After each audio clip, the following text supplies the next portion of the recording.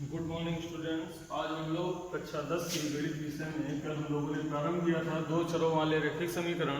तो दो चरों वाले रैखिक समीकरण में एक सवाल हमने आपको एग्जाम्पल के तौर पे बताया था, जो आपकी एक्सरसाइज का सेकंड क्वेश्चन था। अब आपको हम क्वेश्चन नंबर फर्स्ट की बात करते हैं। एक्सरसाइज 3.1 की चर्चा चल रही थी।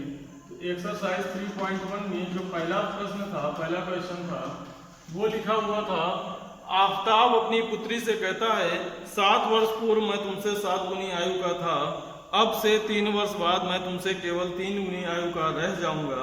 इस स्थिति को बीजगणितीय और ग्राफीय रूपों में निरूपित कीजिए। तो आफताब अपनी पुत्री से कहता है 7 वर्ष पूर्व मैं तुमसे 7 गुनी आयु का था। तो दो व्यक्ति हैं, एक आफताब है और एक उसकी पुत्री है। तो माना कि आफताब की आयु या वर्तमान आयु, आफताब की वर्तमान आयु बराबर है x वर्ष। इसके बाद उसकी पुत्री है, तो आफताब की पुत्री की आयु, पुत्री की वर्तमान आयु क्या मान लें, y वर्ष मान लें। अब इसके बाद कितने वर्ष पूर्व, 7 वर्ष पूर्व वो उससे 7 गुना था। तो 7 वर्ष पूर्व आफताब की आयु, 7 वर्ष पूर्व आफताब की आयु कितनी हो जाएगी, पूर्व में क्या करेंगे, घटा देंगे। तो 7 वर्ष पूर्व आफताब की आयु हो जाएगी x - 7 वर्ष। 7 वर्ष पूर्व पुत्री की आयु बराबर क्या हो जाएगी, y - 7 वर्ष। अब प्रश्नानुसार प्रथम शर्त के अनुसार क्या कह रहा है, आफताब की आयु यानी कि x - 7 7 गुना है किससे, पुत्री की आयु से। पुत्री छोटी है तो पुत्री से वो क्या हो जाएगा, 7 गुना हो जाएगा। 7 का अंदर गुणा कर दें, x - 7 बराबर 7y - 49। पक्षांतर करें तो x - 7y बराबर माइनस का बचेगा कितना, 42। ये हो जाएगा आपकी क्वेश्चन नंबर फर्स्ट। 7y उधर जाए, 7 उधर जाएगा, प्लस का हो जाएगा, 49 में 7 घटा देंगे तो बचेगा माइनस का 42। तो x - 7y बराबर 42। ये हो गई आपकी question number second first sorry. अब इसके बाद द्वितीय शर्त में क्या कह रहा है, द्वितीय शर्त की बात करें तो द्वितीय शर्त में कह रहा है कि 3 वर्ष बाद, तो 3 वर्ष बाद आफताब की आयु, तो 3 वर्ष बाद आफताब की आयु क्या हो जाएगी, x + 3 हो जाएगी। 3 वर्ष बाद पुत्री की आयु y + 3 हो जाएगी। तो आफताब की आयु हो गई, पुत्री की आयु हो गई।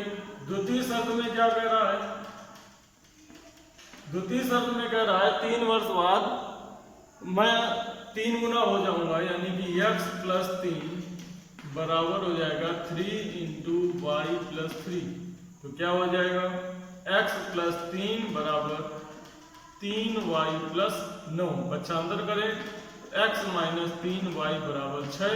ये हो गया समीकरण नंबर 2। तो ये तो हो गया आपका बीजगणितीय रूप।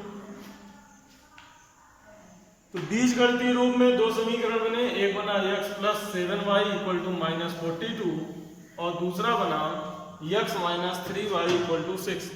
इन दो समीकरणों में से अब इन दोनों को ग्राफ में निरूपित करना है। तो ग्राफ में निरूपित करने के लिए हमने कल बताया था आपको, दो सारणी बनाते हैं।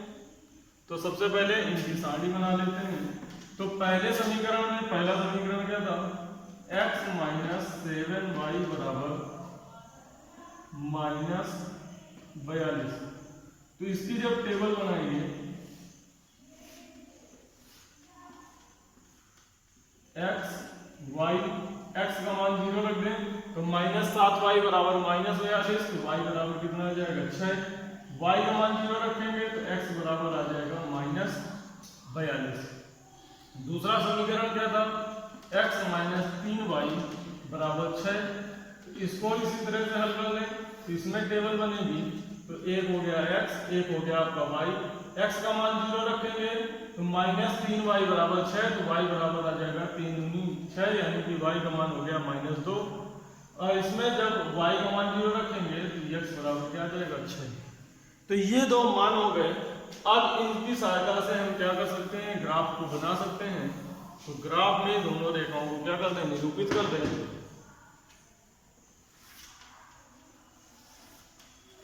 तो पहले में मान क्या है 0,6, तो 0 तो ये होता है 6, 1 2 3 4 5 और 6, तो ये हो जाएगा आपका 0,6।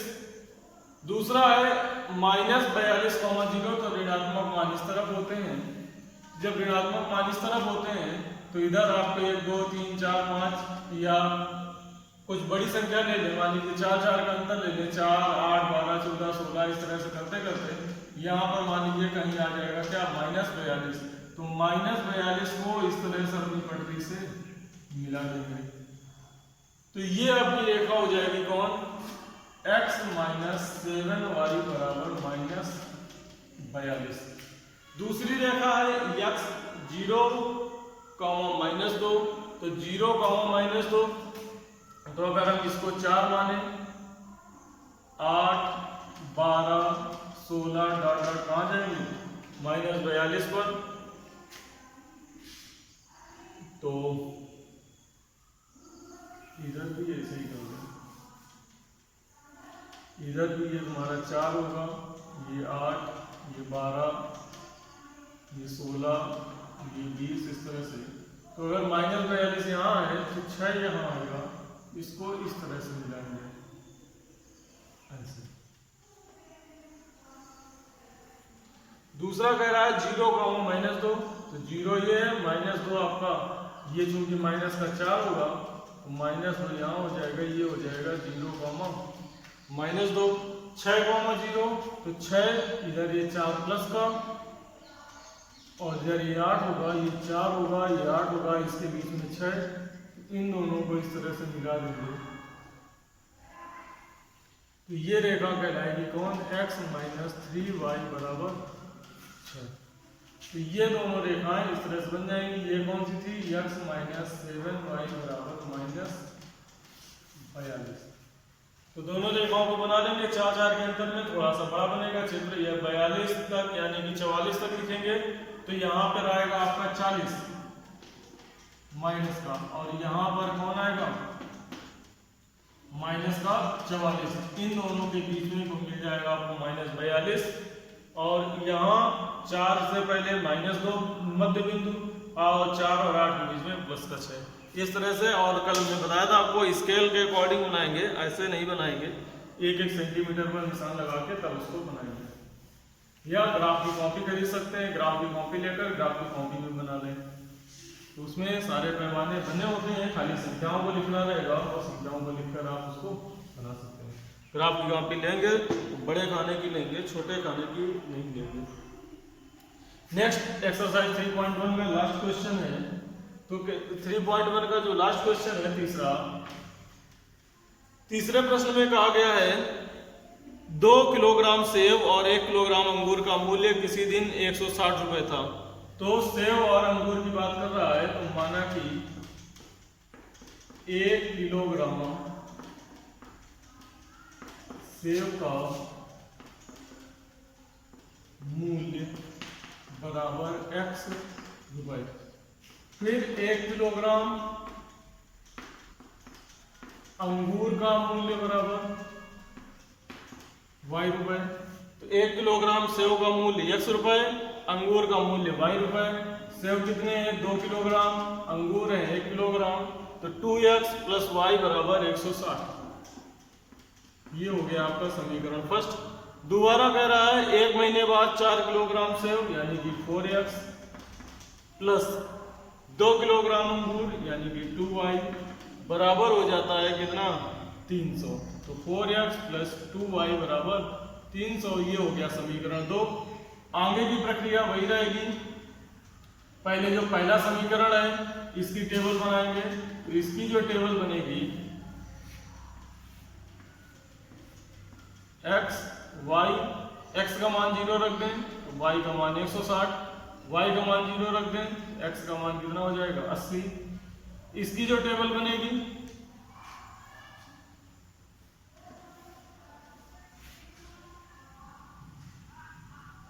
समीकरण 2 की टेबल में आ जाएगा x y, इसमें जब x का मान 0 रखेंगे तो y का मान 150 और y का मान जब 0 रखेंगे तो x का मान आ जाएगा 75।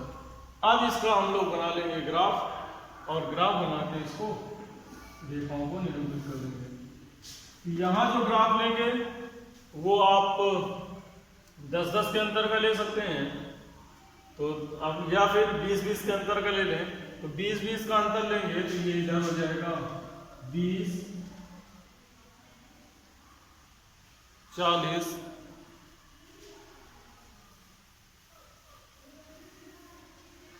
क्योंकि ये धनात्मक है तो इसको केवल x अक्ष की धनात्मक दिशा और y अक्ष की धनात्मक दिशा में बना लें।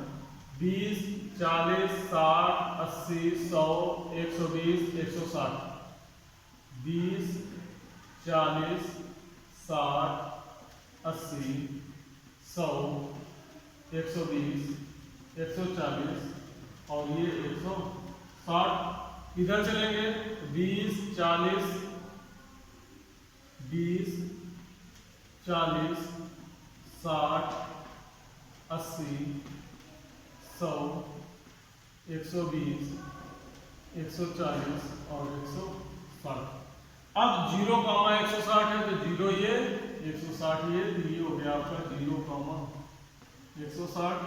80, 0 ये हो गया 80, 0। इन दोनों को इस तरह से मिला देंगे तो ये रेखा हो जाएगी आपकी कौन सी 2x प्लस y बराबर 160। दूसरा कह रहा है 0, 150, तो 0 और 150 ये रेखा यहाँ पर मिलेगा। ये बिंदु कौन हो जाएगा 0, 150। 75, 0 तो 60 और 80 के बीच में 70 और उसके बीच में 75, तो ये हो जाएगा आपका 75, 0। इन दोनों को जोड़ देंगे ऐसे। ये दोनों रेखाएं, ये वाली जो है ये क्या कहलाएगी 4x प्लस 2y बराबर 300। तो ये थे ग्राफिक विधि के कुछ महत्वपूर्ण प्रश्न। बाकी जो हैं, जो भी प्रश्न आपके बुक में दिए हुए हैं उनको हम लोग और हल करेंगे। तो अभी तो केवल हमने ग्राफिक विधि से क्या किया है, समीकरण को बनाना और उनको ग्राफ में निरूपित करना सीखा है। इसके आगे की जो चर्चाएं हैं उसको हम लोग नेक्स्ट क्लास में डिस्कस करेंगे।